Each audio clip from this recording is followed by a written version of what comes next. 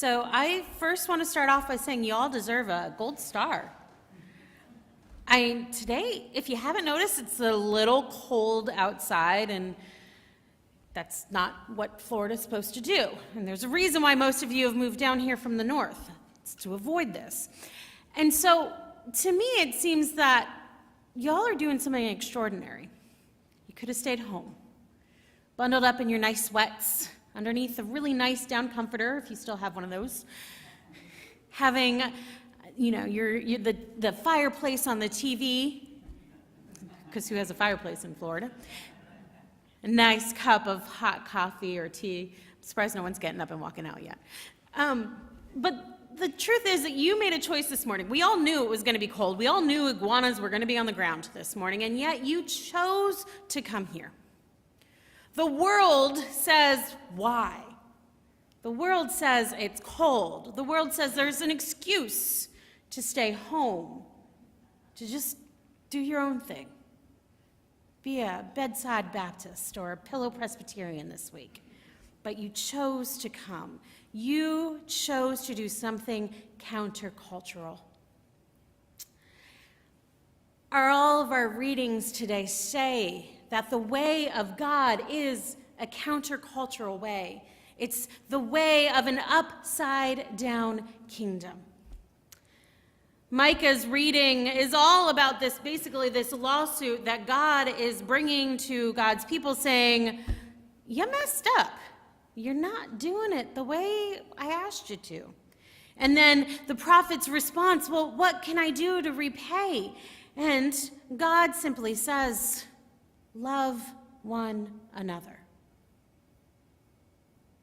God does not ask for repayment. God does not ask for burnt offerings. God does not say, praise me, and maybe I'll forgive you. God says, love one another. How many of our leaders, when someone does wrong, would ask for something to be done, maybe as a punishment, to make things right? And how many would simply say, you know what? Try a little harder next time and love one another.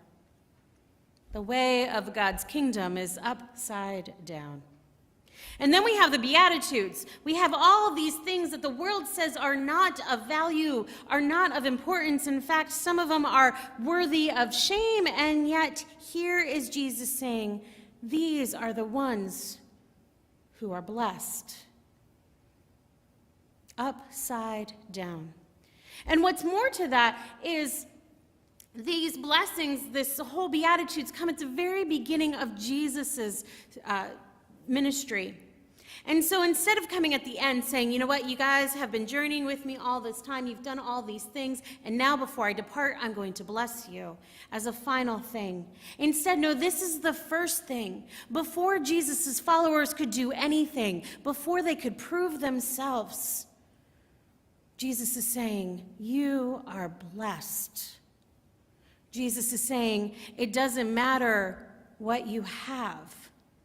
You are God's, and therefore you are blessed. And then we have Paul's writing to the early church in Corinth. And he's talking about the foolishness of the cross. One more thing that is upside down.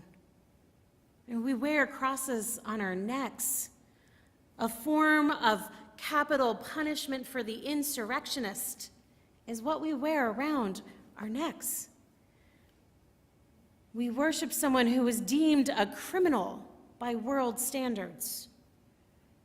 How foolish and how upside down that is. Someone in a position of leadership, God, chooses not to rule by power and might, but chooses to rule by making the ultimate sacrifice. Chooses not to step down from the cross, chooses not to smite those who are doing wrong, but instead to accept it, to accept and take that sacrifice. The ultimate upside down act. Paul's letter then goes on to say that's not the only thing that's upside down about this kingdom, but while the world looks for wisdom and power and nobility, smarts, wealth, and being born into the right family, while the world asks for those things and lifts up those things, Paul is saying to us today, nope. Often those things just get in the way. Paul is saying that often those are the things that will distract us from the work of God, from this upside-down way of doing things. I find that as a bit of relief. Last week and this week, Paul talks about not having wisdom and not having eloquent words. The pressure's off. Thank you, Paul. And Paul then says later in Corinthians, which unfortunately, because Lent comes rather early this year, we do not get to hear in our lectionary readings this year. But later in Corinthians, Paul says what really matters at the end of the day is simple. Just a 4-letter word: love. Love is what finds a way, not power, not control, not some 5-point plan, but simply loving God and loving neighbor. Paul McCarthy is not the first one to say all you need is love. Paul essentially says it here to the early church in Corinth. Now, to remind you one more time of where this city of Corinth is, and I don't mean geographically, but culturally. This is an early church that is on its 3rd leader. Sound familiar? It's a church who started and was founded by Paul. And then when Paul was called to carry on his ministry elsewhere, Apollos comes in, and then eventually Apollos needs to leave, and a third comes in. And by this point, there's arguments and disagreements. There's theological and moral divisions. There's drama. There's humans. And so this is Paul finds out the state of this church that he loves, and he writes back saying, y'all can do better. Y'all are getting distracted. Let's focus once more on what matters. This upside down way, this way of the cross, this way of love. The last thing we hear today from Paul is, let the one who boasts, boast in the Lord. And I imagine if Paul was to remix that phrase for us here at Iona Hope today, Paul might write, as Iona Hope succeeds in the future, it will be because of the Lord. The truth is, churches in North America, for the most part, are living in anxious times. Not only what's going on out in the world, but also what's going on in our own churches. Younger generations are not coming to church the same way we thought we should go to church. So the future of the church is something that many of us find worrisome. And then how we should handle that and how we should be the church is something that often seems to cause tension, if not division. I think looking at what Paul is saying, that basically often we use our brains a little too much. We try to come up with these strategic plans and these great fundraisers, no offense. The silent auction really is brilliant, in a great way, in an upside down way. But we try to find all of these creative challenges to work through the problems that we think are there, instead of focusing on the upside down way that God has invited us to be a community. And so what would this upside down community look like? Paul's letter to Corinthians basically says, you can have all the most beautiful music in the world, check, but it's not much more than a noise if there's no love. Jesus said, by this everyone will know that you are my disciples, if you have love for one another. Paul takes that then and fleshes out what love looks like. Let's use this as a little checklist. Love is patient. Can we check that? Love is kind. We got that one. Love is not envious or boastful or arrogant or rude. It does not insist on its own way. I don't know if I can check that box. It is not irritable. I definitely can't check that one. It keeps no record of wrongs. It does not rejoice in the wrongdoing, but rejoices in truth. It bears all things, believes all things, hopes all things, endures all things. And then Paul essentially says, what does the shape of the church take if it lives out this way of love? And Paul, I think, would suggest that that shape is the shape of the cross.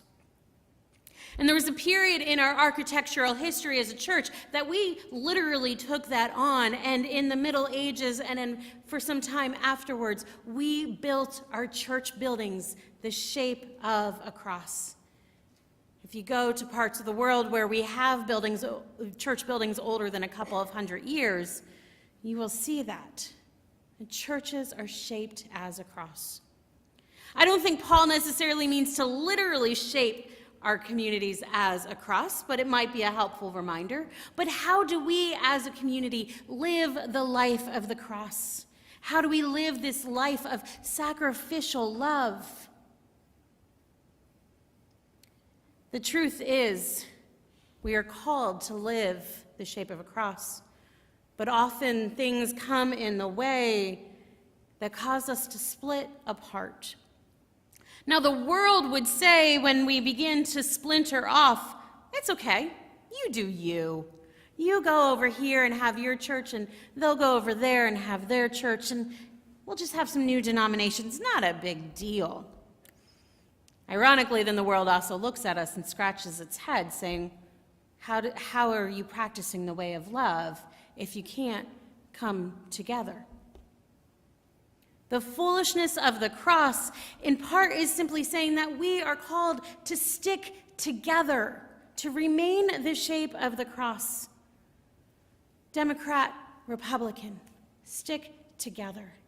Theologically conservative, theologically progressive, stick together. Whatever it is that often causes church to do this, the foolishness of the cross says, be the cross. Stick together. Find ways to work through it, to be of one mind and one purpose. Yesterday morning, I got an email from the bishop. You always pay attention when you get an email from the bishop.